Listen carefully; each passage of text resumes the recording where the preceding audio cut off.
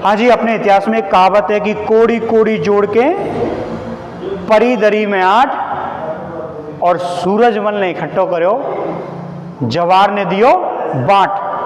तो इस कहावत का अर्थ क्या है, मतलब क्या है? देखो मैं आपको एक कहानी सुनाता हूं related to Bharatpur and Kumer. होता यूं है कि पर्सिया से दिल्ली आता था इत्र, तो जो इत्र आता था, सेंट आता था, वो जाता था दिल्ली।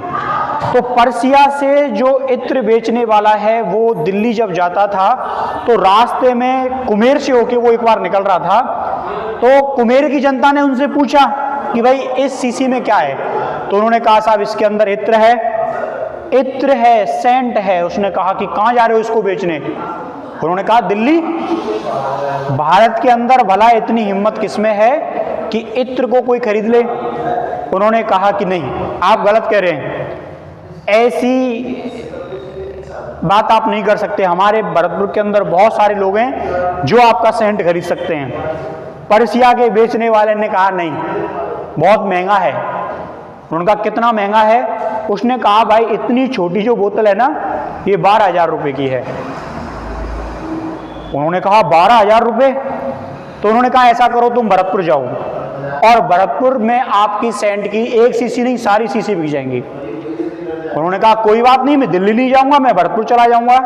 तो वो आदमी इत्र बेचने के लिए कुमेर से आता है भरतपुर। जब वो भरतपुर आया तो भरतपुर आने के बाद उसको दरबार में आया, दरबारी ने पूछा कि किससे मिलना है?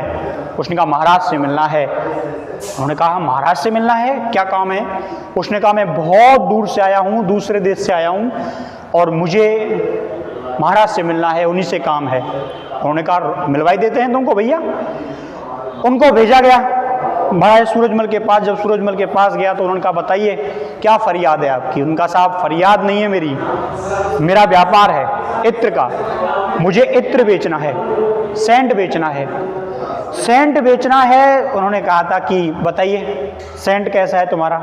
उन्होंने कहा साहब ये सेंट जो है वो लोग लगाते हैं, इसमें से खुशबू आती है, लपट आती है। तब सूरजमल कहते हैं कि ये सेंट वाला मैं कहाँ खरीदूंगा, मेरी तो काफ़ी उम्र है और हम अच्छे भी नहीं लगते, हम लोग समाज में बैठते हैं, लोगों के साथ बैठते हैं, तो सेंट वेंट जो है वो हम नहीं लगाते, सेंट नहीं लगाते हम कहाँ सेंट लगाते हैं भैया? आप गलत जगह आ गए हैं। कोई और फरियाद हो, काम हो, युद्ध की बात हो, रणनीति की बात हो तो संपर्क करो। सेंट वेंट तो ये हमारी उम्र है नहीं।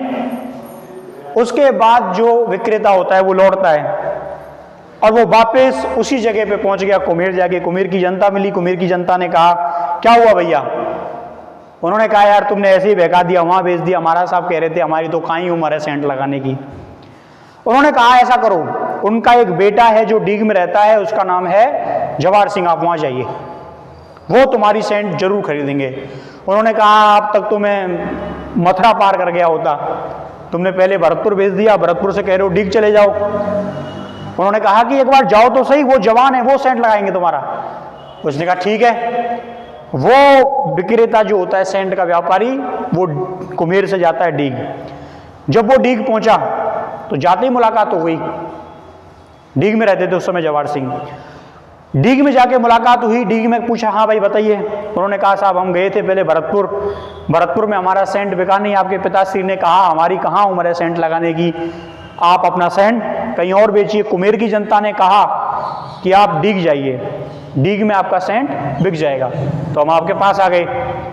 जवार सिंह ने कहा भाई लाइए, आपका सेंट कहाँ है? उन्होंने कहा साहब ये लो। उन्होंने उसको सूंघा और कहा कि एक शीशी की कीमत क्या है? उन्होंने कहा साहब मैं एक शीशी की कीमत 12,000 रुपये लेता हूँ, मेरे पास ऐसी 10 शीशियाँ हैं जो कि मैं दिल्ली के मुगल बादशाहों को लेके जा रहा हूँ, वही लगाते हैं, और मैं 15 साल से पर्सिया से आता हूँ दिल्ली सेंट बेचने।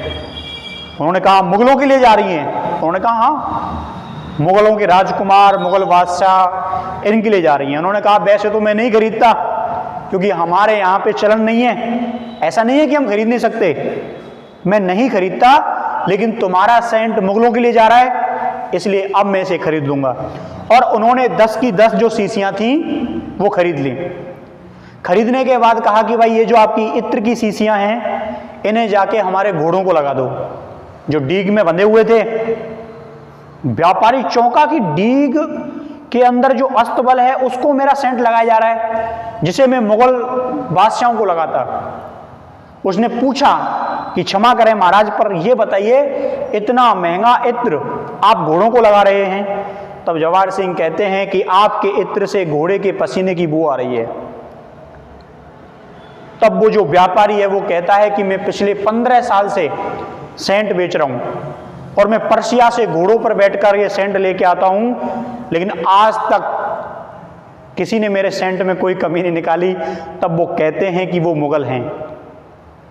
मुगलों को भलाइन चीजों की क्या ही पहचान, उन्हें खुशबू और गंध की क्या पहचान। इस समय तुम ब्रजभूमि पे खड़े हो, इस समय तुम डीग में खड़े हो। हम लोग जानते हैं कि खुशबू और गंध की क्या पहचान होती है। हमारी पावन धरा जो है, यहाँ फूलों से ऐसी लपट आती है, खुशबू आती है, यहाँ के हर फूल में ऐसी सुगंध है। तुम्हारा सेंट तो किसी काम का, लेकिन फिर भी हमने ये खरीद लिया। तब व्यापारी कहता है कि ऐसा करो, आप अपने 10 इत्र की शीशियों के पैसे वापस ले लो। तब कहते नहीं, ये तुम रखो, ये तुम्हारा मेहनताना है। उसके बाद से जो इत्र आता था पर्सिया से दिल्ली जाने के लिए, वो इत्र उसके बाद छोटी चांदी की शीशियों में आने लगा। तभी से चलन है कि जब इत्र की शीशियां आती हैं तो वो बख्तरबंद शीशे की डिब्बियों में आती हैं, जिनके ऊपर चांदी की परत चढ़ाई जाती है ताकि उनमें घोड़े की लपट ना हो। तो ये एक छोटा सा किस्सा हमारे कुमेर, डीग और भरतपुर तीनों के तीनों डिस्ट्रिक्टों से जुड़ा हुआ है, जो महाराजा सूरजमल और जवाहर सिंह के संदर्भ में है। और कुमेर की जनता ने जो बात कही थी कि तुम्हारा इत्र भरतपुर से बाहर नहीं जाएगा, तुम एक बार जाओ तो सही। जब वो आदमी सही आदमी के डिंग पहुंचा तो वो इत्र घोड़ों को लगा दिया गया। वो इसलिए नहीं लगाया क्योंकि वो मुगलों के लिए आया था।